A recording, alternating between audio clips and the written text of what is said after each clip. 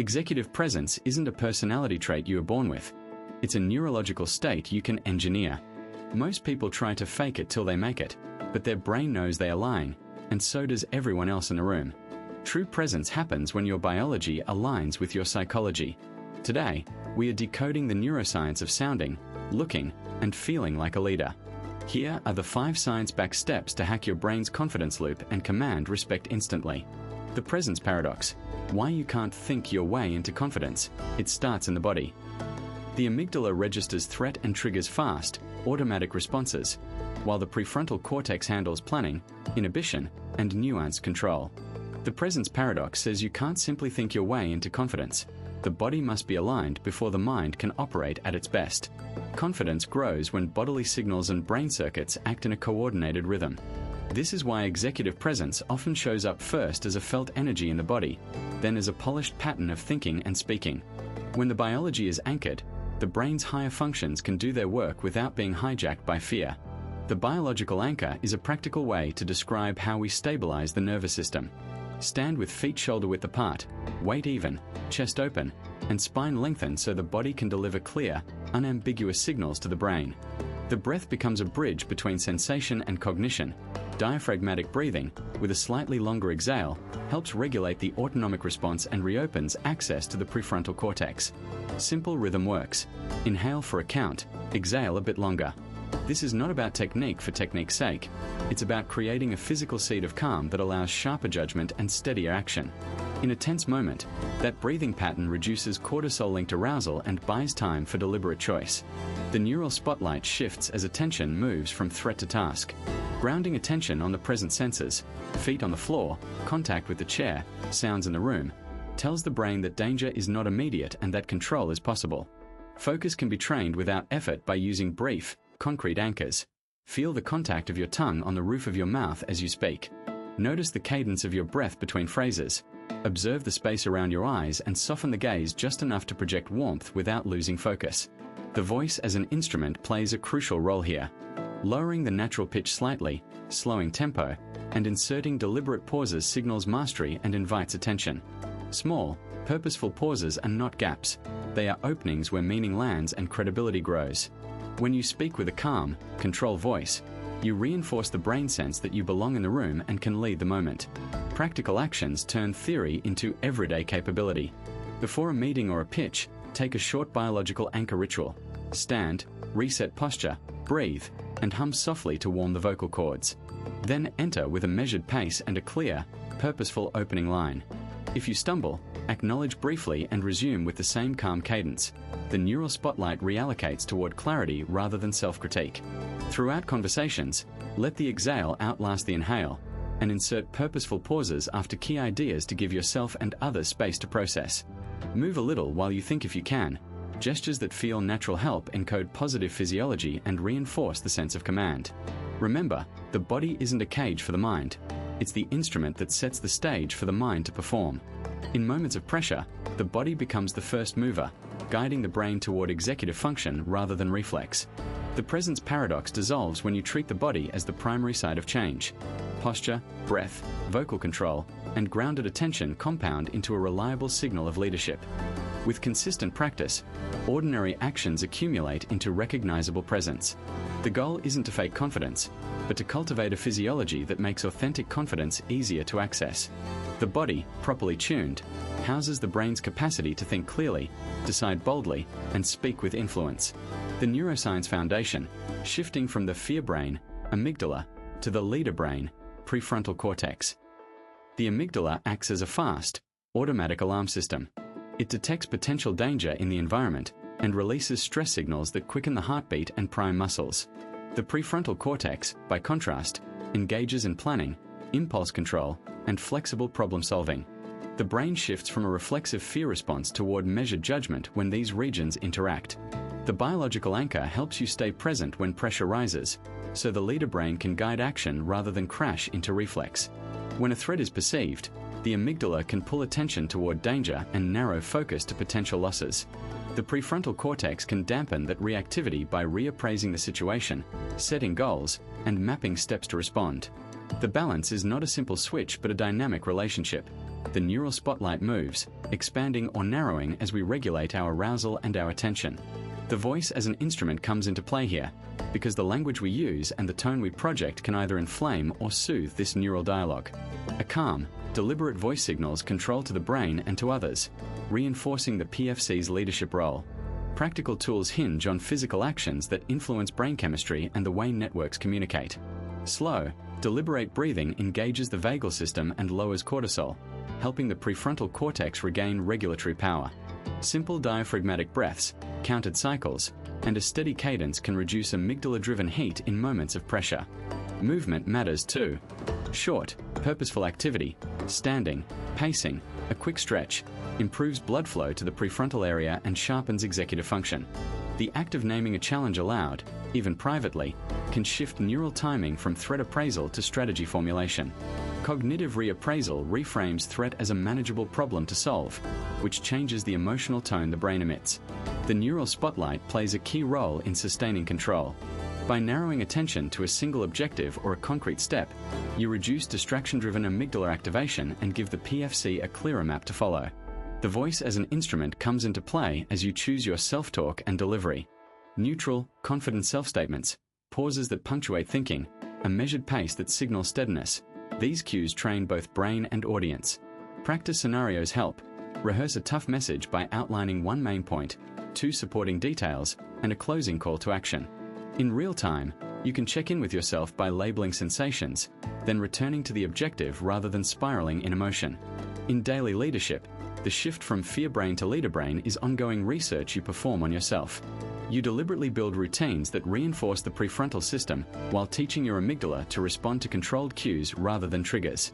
The biological anchor, the neural spotlight, the voice as an instrument, these metaphors map the work. With consistent practice, small choices become patterns.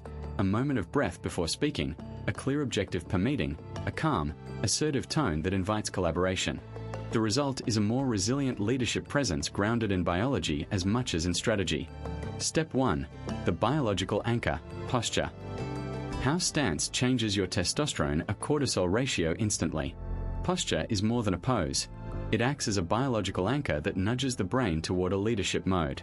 The brain runs on a loop between threat detection and executive control, with the amygdala flagging danger and the prefrontal cortex governing deliberate action. When you assume an expansive stance, open chest, tall spine, relaxed shoulders, the body sends a signal to the brain that the environment is less threatening. In turn, the hormonal system can shift, nudging testosterone and cortisol in directions associated with greater confidence and lower stress perception. The magnitude of the shift tends to be modest and can vary by person and context, but the direction and the practical impact are meaningful. You feel steadier.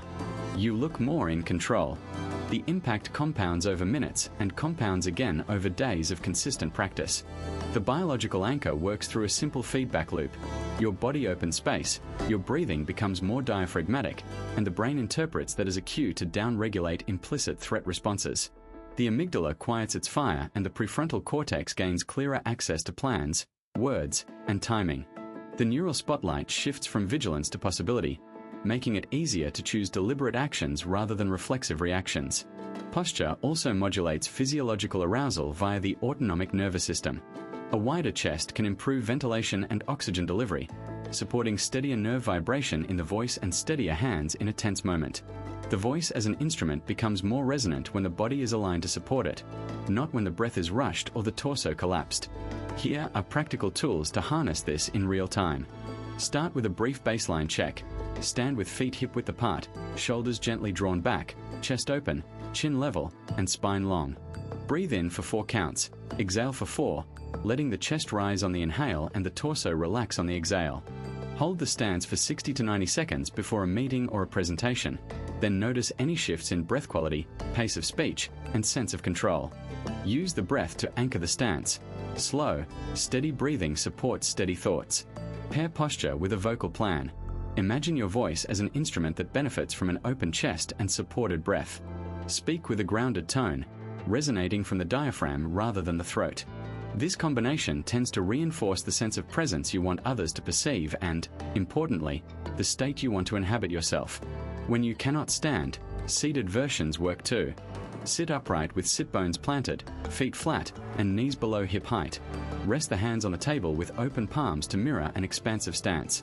Pull the shoulders slightly back without stiffness, lengthen the spine, and keep the head aligned with the spine. In those moments, use deliberate, slower speech patterns and a taller, more open vocal quality to preserve the sense of control. The neural dynamics are similar. Space in the torso supports breathing efficiency and reduces shallow, rapid breaths that can cue the body toward alarm. The aim is consistent. Create a dependable physical platform that signals confidence to your brain and to others, reinforcing a feedback loop toward calmer clarity under pressure.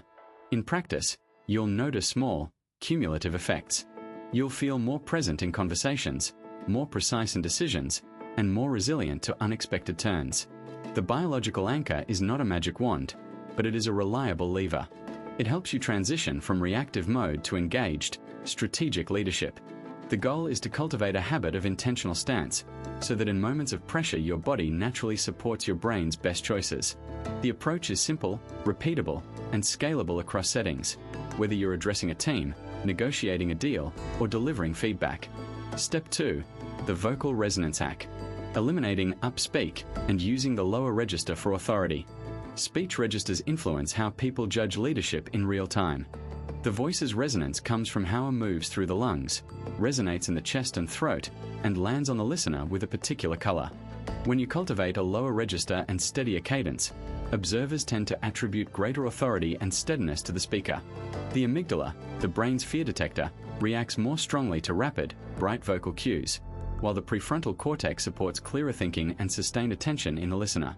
In practical terms, the brain rewards calm, controlled delivery with easier processing and more trust. The result is not mystical. It's biology meeting technique. The vocal resonance hack leverages that biology to shift both your state and others' perception. The biological anchor is your body's way of stabilizing emotion before you speak. When you sit or stand with grounded alignment, breathe with the diaphragm, and let resonance settle into the chest, you signal safety to your own nervous system and to your audience. The neural spotlight then tends to lock onto a steady, lower voice and a slower tempo, guiding attention along a smooth arc rather than a jagged, reactive path. The voice as an instrument concept helps you think about tone, airflow, and resonance as upgrades you can dial in rather than traits you're waiting to catch by mood alone. By aligning breath, posture, and vocal color, you create a reliable platform from which leadership can emerge. Practically, start by reclaiming breath as your first tool. Diaphragmatic breathing lowers autonomic arousal and frees the prefrontal cortex to operate with greater precision. In the moment, imagine drawing air into the belly rather than the chest, then releasing slowly so the exhale guides your voice with control. Let shoulders soften and neck muscles ease. Tension here narrows your range and invites a brittle sound. Grounding your body this way makes it easier to drop into a chest-centered resonance, which sounds more expansive and trustworthy. Then tune the vocal mechanism itself. Let the voice arrive from the chest with a relaxed throat, producing a warm, rounded timbre. Keep the mouth slightly open to allow richer overtones, and avoid clamping the jaw, which can produce a constricted, tinny tone that undermines authority. Eliminating upspeak is as much about rhythm as pitch. Upspeak signals uncertainty to the ear, and the neural response to uncertainty is a quick, scanning alert rather than a steady engagement. To counter it, aim for statements that land with finality. End sentences with a deliberate, downward contour rather than a rising one. This subtly trains listeners to anticipate certainty rather than question. Practice with phrases that you intend as declarations, even when you're not fully certain about every detail. Pair this with a deliberate pace, slow enough to be heard, quick enough to stay engaged. A useful cue is to pause briefly after key points, letting the breath reset and the listener absorb the information. Over time, the habit reshapes how your brain and body coordinate speech, and the impact becomes more automatic. Concrete exercises help translate this into practice. Hum a short note so you feel the vibration move toward the chest, then speak a line with the same resonance. Record yourself reading a paragraph twice, once with your usual tone, once with a lower, chest-centered voice. Compare how your energy reads on the page to a listener's imagined reaction. The difference is often striking. Use a simple anchor phrase at the start of meetings to establish tonal gravity. A confident opening sentence delivered in a steady, lower register can set the neural tone for what follows. Pair these with physical checks such as placing a hand on the sternum to feel vibration, or gently placing fingertips on your collarbone to monitor tension in the jaw and neck. The goal is not to force a burdened gravitas, but to invite a calm, credible cadence that aligns your brain state with your vocal output. In daily practice, integrate micro-experiments that map to real outcomes. Start with low-stakes conversations, gradually increasing the stakes as your nervous system settles into the pattern. When you lead with a firmer, chest-centered voice, your listeners track less with worry and more with engagement. The transformation appears in your ability to sustain attention, project steadiness, and guide dialogue without resorting to loudness or theatrics. The neural spotlight responds to consistency. The more your delivery becomes a clear, lowered instrument of communication, the more your leadership presence solidifies. Step 3. The anchored gaze. Using eye contact to signal safety and control to others' subconscious. Eye contact is one of the fastest, most honest signals we send and perceive. The amygdala can flag potential threat from a glance, but the prefrontal cortex can downshift that alarm when the gaze remains steady and controlled. In practical terms, the anchored gaze acts as a bridge between feeling and behavior. It helps regulate arousal, sharpens attention, and communicates safety and authority without shouting. When you hold a calm gaze, you're nudging your brain toward executive control rather than reactive emotion. The result is a presence that others read as confident and trustworthy. The biological anchor is a deliberate way to steer your brain chemistry through a small set of physical actions. Start by choosing a stable anchor point on the other person's face, usually the eye region or the space between the eyes, and keep your gaze softly fixed there. Allow your peripheral vision to take in the rest of the face without narrowing to a stare. Breathe slowly and evenly as you do this. The combination dampens amygdala reactivity and keeps your prefrontal systems primed to regulate tone, pace, and content. This isn't about rigidity, it's about steadiness. Your face relaxes, your jaw unclenches slightly, and your voice gains a measured, more resonant quality. In practice, you can deploy the anchored gaze across different leadership moments. In a one-on-one, establish eye contact early, then let it anchor while you listen and nod briefly to acknowledge understanding. When you speak, weave in deliberate glances back to your anchor point to punctuate points and invite resonance from the other person. In a team meeting, sweep your gaze across the room in short, purposeful holds, no darting, so the room feels seen and included. This pattern of gaze signals safety to others' subconscious, which in turn lowers their defensive thresholds and opens cognitive bandwidth for your message. The neural spotlight you cast with your eyes helps guide attention to key ideas and reduces competing internal distractions for both you and your listeners. The voice as an instrument comes into play as gaze supports vocal control and posture. A steady anchored gaze pairs with a calm, clear cadence and a grounded chest resonance. When the eyes stay anchored, the brain's parasympathetic system can harmonize with a slower exhale and a slightly lower pitch, creating a congruent signal of steadiness. This triad, gaze, breath, and tone, coheres into an executive presence that feels intentional rather than performative. Culture, context, and individual temperament matter, so calibrate your gaze intensity accordingly. If you're in a high-stakes or unfamiliar setting, begin with softer, shorter anchors and gradually extend the duration as you grow more confident. If you're with a familiar team, you can widen the gaze slightly to invite inclusivity without losing control. The goal is steady safety, evidence that you can hold the room and your own momentum at once. Step 4. The pause protocol. Why silence is the loudest sound a leader can make. Silence acts as a neurological pressure valve in moments that test leadership. When the mind feels pressed, the amygdala can spark a quick, tight response, often racing to fill the air with words. A deliberate pause gives the prefrontal cortex room to engage, allowing higher-order control, nuance, and deliberate judgment to shape what comes next. This is the core of the biological anchor. The body's biology can tilt toward calm when the brain is given space. The neural spotlight shifts away from reflex and toward reflection. Attention narrows to what truly matters, and intention becomes audible even before the next syllable is spoken. The pause protocol is not a void, it is a preparation. Practically, it means inserting a moment of silence after a question is asked, after someone finishes speaking, and before a reply is offered. Breathing plays a starring role. Slow, controlled breaths calm the autonomic nervous system, dampen the amygdala's grip, and facilitate PFC-guided responses. Box breathing, inhale 4 counts, hold 4, exhale 4, hold 4, provides a concrete cadence that makes the pause feel intentional rather than awkward. The breath is the bridge, the stance is the stage, and the voice is the instrument ready to come alive after the mute. This discipline reshapes how others experience leadership. The voice as an instrument becomes more resonant when pauses are purposeful. A measured tempo, a lower volume, and a longer final syllable after a question signal confidence and mastery. Consider a leader in a high-stakes meeting who takes a 2-second inhale, a brief exhale, then speaks. The result is not hesitation but focus. The neural spotlight then directs attention toward the speaker's prior point, ensuring the response is grounded in what was actually said rather than a reactive impulse. Silence, in this sense, becomes a public demonstration of control rather than absence of content. In real-world settings, the pause protocol pays dividends across contexts. In a negotiation, a short pause after a counteroffer invites the other party to reveal more and signals that you are calculating the terrain rather than rushing to close. During feedback, a deliberate silence before delivering critique invites reception rather than defensiveness. In leadership conversations with diverse teammates, pauses communicate respect and invite inclusive thinking. The aim is not empty quiet but a cultivated space where the brain's inhibitory networks, part of the prefrontal cortex, can temper impulsivity and align action with intention. Practically, this requires training. Start with 1 intentional pause per meeting, build to 2 or 3, and layer in breath cycles and posture adjustments. Short daily rehearsals reinforce that silence is an active tool, not a stammering moment to be hurried past. The biological anchor holds. The body's stillness informs the mind, and the mind's calm informs the voice. Step 5. Mental reframing. Shifting from impressing to serving to kill performance anxiety.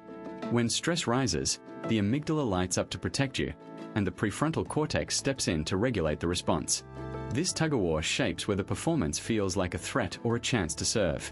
The biological anchor helps you hold steady in the moment by dialing down automatic fear signals and anchoring attention in concrete actions.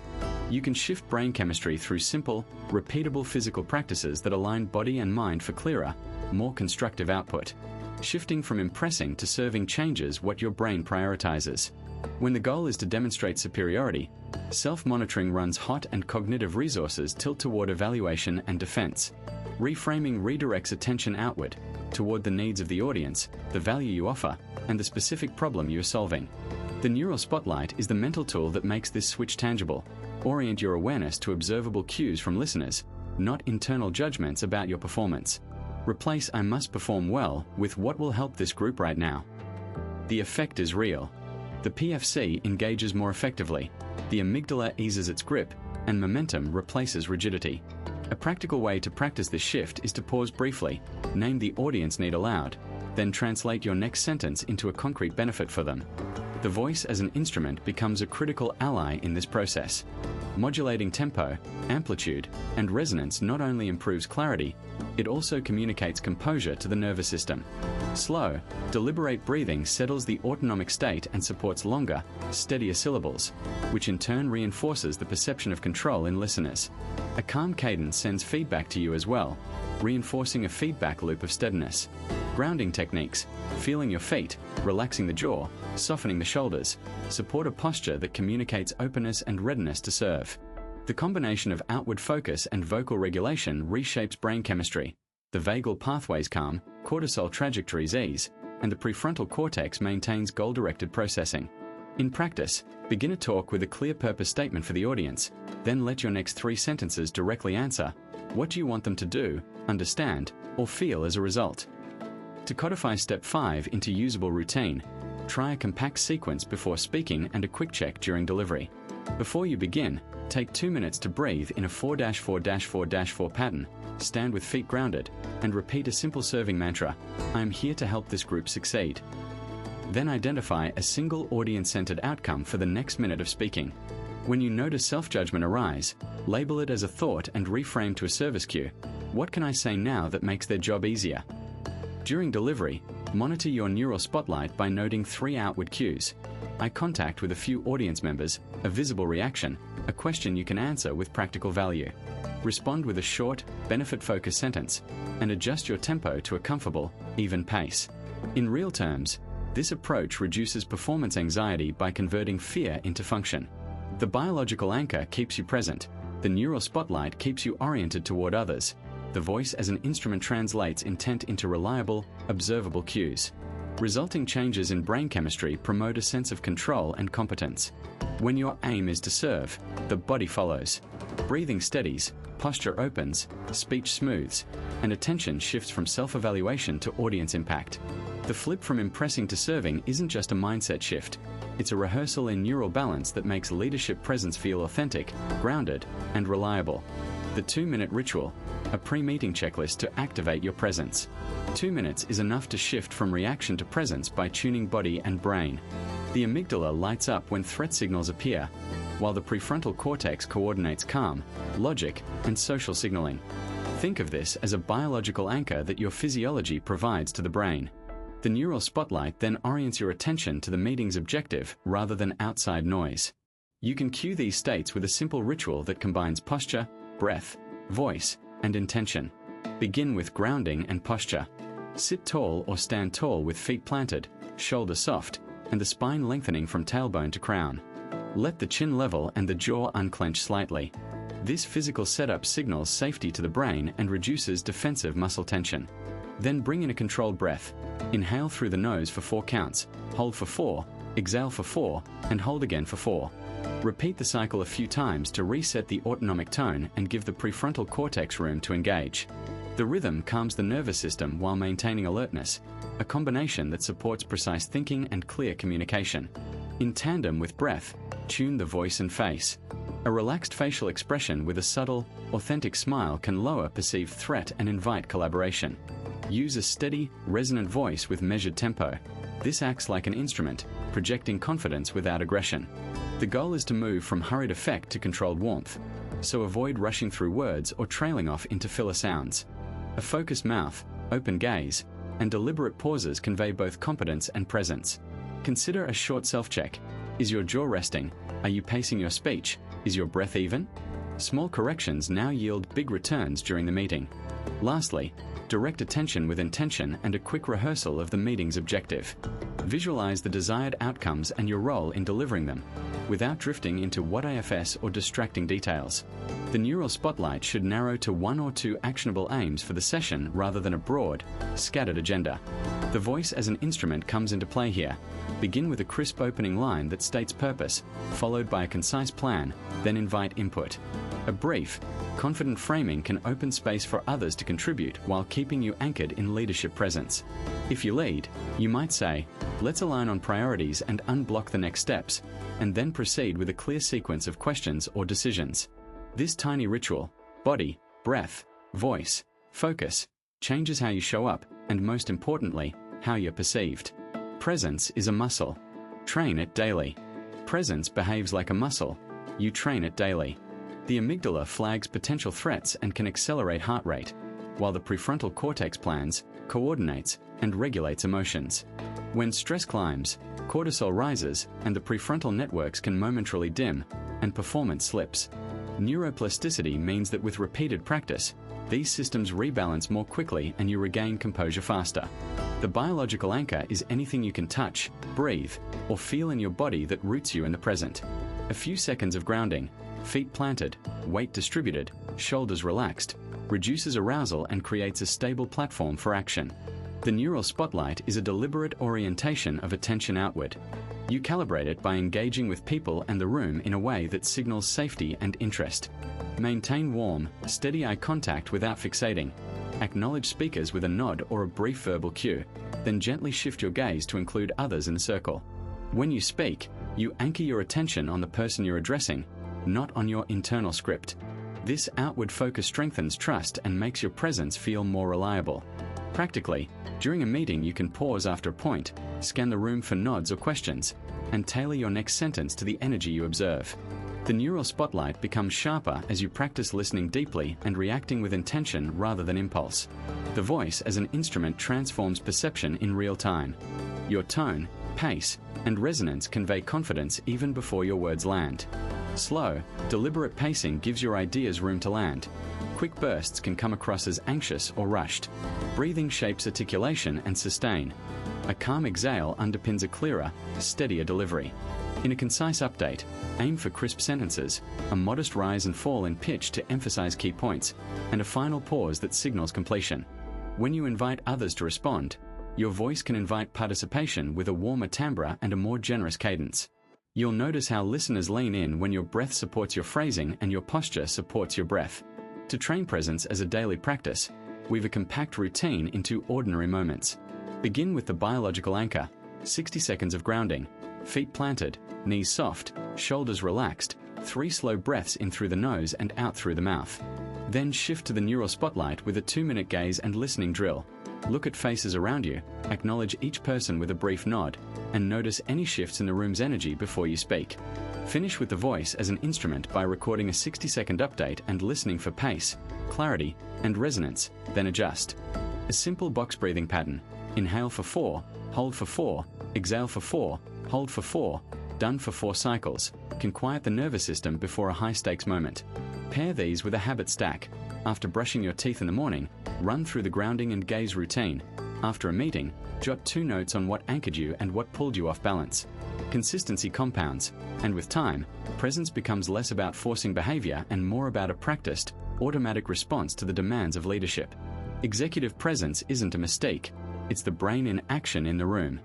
When you step in, the amygdala can spark fear or energy, and the prefrontal cortex guides how you respond. Think of 3 anchors: the biological anchor to stay grounded, the neural spotlight to direct attention outward, and the voice as an instrument to shape perception. Presence shows up as observable behaviors powered by simple, repeatable brain-body actions that shift chemistry toward calm, clarity, and connection. Here are practical tools you can start using today, and they work by nudging the brain toward the right chemistry. The biological anchor: practice box breathing, inhale 4, hold 4, exhale 4, hold 4, or a 4-4-6 pattern. Stand with feet rooted and shoulders relaxed. These cues dampen amygdala arousal and give the prefrontal cortex room to operate. The neural spotlight: cultivate outward focus by establishing steady eye contact with key listeners, framing your message to serve the audience, and keeping your posture open. This reduces self-conscious rumination and signals engagement and trust. The voice as an instrument: vary your pace and pitch intentionally, insert purposeful pauses, and finish with a clear cadence. These voice moves cue confidence, improve intelligibility, and shape how others perceive your authority. The practical cadence: rehearse a concise 60 to 90-second version of your core message, in chunks, paying attention to breath, posture, and voice. After meetings, note what felt true and what didn't, and adjust. If you've ever felt your heart race before a talk, you're not broken. That surge is your brain signaling a social situation to prepare for. You can steady it with these moves, and over time the effects compound: calmer amygdala responses, sharper prefrontal control, and a voice that communicates competence and care. Before your next presentation, try this 3-step routine: 2 minutes of box breathing while grounding your feet, a grounded, open posture with a focused outward gaze for 30 seconds, and a 60-second vocal drill that emphasizes pitch variation and pauses. Then notice how your energy shifts and how your audience responds. Share your experiences in the comments or with your team. Your feedback helps others learn from real uses. If this resonates, subscribe for more. In future episodes, we'll explore executive presence in virtual settings, storytelling that lands, coaching conversations, and sustaining presence during leadership transitions, all grounded in neuroscience translated into practical steps.